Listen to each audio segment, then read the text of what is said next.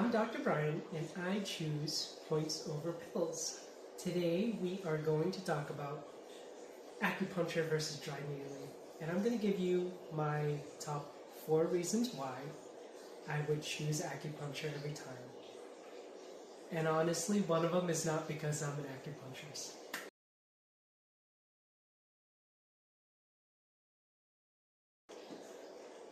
Number 1, the amount of training that goes into it, right? And so physical therapists have their doctorate degrees. They have the extensive training on anatomy and physiology and body movement and mechanics, but they only need a weekend course in order for them to be able to use needles on you, right? And although we use the same types of needles, the training is absolutely mind-blowingly different. A physical therapist can take a 24-hour course and be able to start needling you, whereas with acupuncturists, we have anywhere between 700 to 1200 just clinical hours of training. And that's hands-on with patients or other students. And it's a vast difference, right? So if you were just looking to get your master's in acupuncture, that's 700 hours of clinical training. If you wanted to get your master's in acupuncture and oriental medicine, that's about 800 to 900 hours of training. And if you have your doctorate, like I do, it's upwards of 1200 hours of clinical training. And so we get so many more hours before we're actually able to needle patients in our own clinics, right? So think about this example, right? Would you rather, if your car was having an engine issue and there was maybe some smoking coming out of it, would you rather take your car to like a tire place, or would you rather find a seasoned mechanic to take care of your car for you? Right? You just have to do some research and, make the best informed decision for yourself.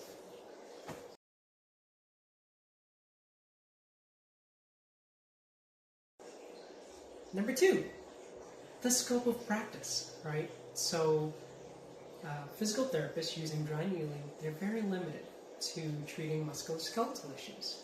So if you're having maybe some elbow pain or you strained your back, they'd be able to help you with those, right? Whereas acupuncture can treat so many more conditions. Acupuncture is a holistic medicine. We're looking at your body as a whole. And so we can treat conditions from head to toe, whether it's stress, anxiety, insomnia, or maybe you're having some stomach pain or IBS, ranging from immune conditions like rheumatoid arthritis, or maybe something a little more complex like peripheral neuropathy, right? And so we're able to treat so many more conditions, and we can do them all at the same time, which makes it a much better experience for you, where it's sort of like one-stop shopping, where you come in to see an acupuncturist, you get multiple conditions worked on at once, as opposed to just the one thing that might even leave you even more sore than you came in for it.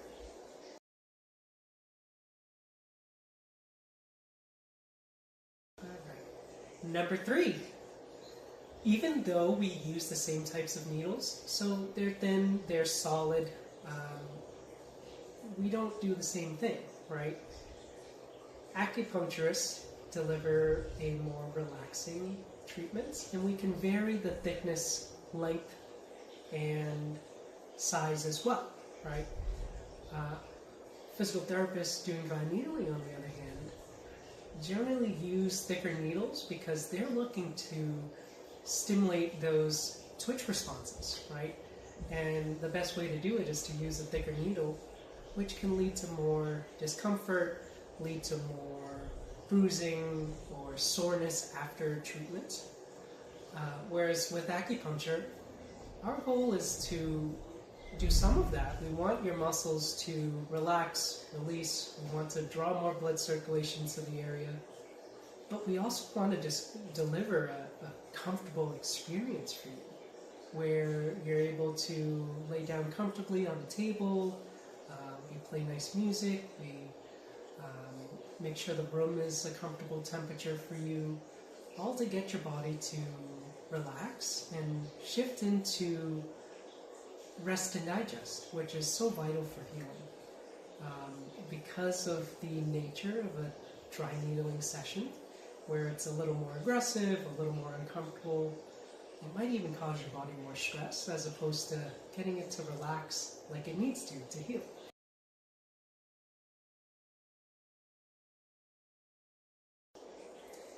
Number 4, the biggest one, side effects, right? Now, with acupuncture, for a minor side effect, and when I say minor, I mean like maybe a little bruise or a small bump, maybe some soreness, right? Generally happens about 7% of the time. Now, with physical therapy, those minor side effects are much more prevalent. You're looking at between 19 and 36% of the time patients leave with a minor side effect. And that just goes to show how much more uncomfortable a dry needling session might be. Now, if we're looking at more severe, and everyone talks about pneumothorax, right? There was a comprehensive global study that showed in 2.2 million cases, there were only 2 cases where acupuncture caused a pneumothorax. Now, if you look at that, that's 0.000009% of the time, right? There was another study that showed over the course of 15 months, an emergency department treated 4 cases of pneumothorax. And when you think about that, you're probably seeing 20 to 30,000 patients in an emergency department in a year. And so much more prevalent, right? And you could draw that back to really the amount of training and the style of treatment that they're trying to give you, right? So you pair someone with a weekend course, which is very limited clinical training, with their aggressive style of treatment, and yeah, you're more likely going to cause some pain or some issues for patients.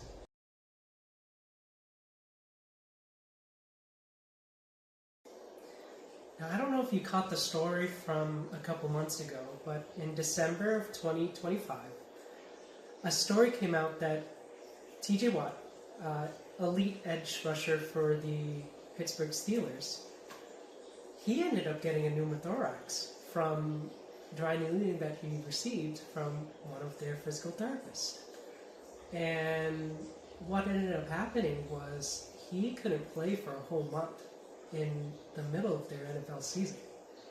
And think about the cost for TJ, the amount of pain and suffering that he went through, and the fans missing out on him playing in the games, and being able to get their team some wins. And he took a month to come back with the best doctors surrounding him. So this is absolutely something that you would want to avoid, and making the right informed decision for yourself is the best way to go, right? Even one of his teammates, Patrick Queen, came out and said, I actually get acupuncture instead because I'm afraid of needles and I don't want that type of uncomfortable treatment. And so if you were to ask me, and if I were to try to disregard everything that I know as an acupuncturist, and I looked at these two side by side, I would say, hey, yeah, I'm going to pick the one that is going to be more comfortable, more comprehensive in the things that it can treat. And yeah, absolutely, do the thing that's going to avoid causing me a pneumothorax, because I like to breathe. So that's how I would look at this. And if you were to make this decision between dry needling and acupuncture, look at the data, look at the numbers, and just make the best informed decision for yourself. Thank you very much, everyone. I'm Dr. Brian, and I choose points over pills.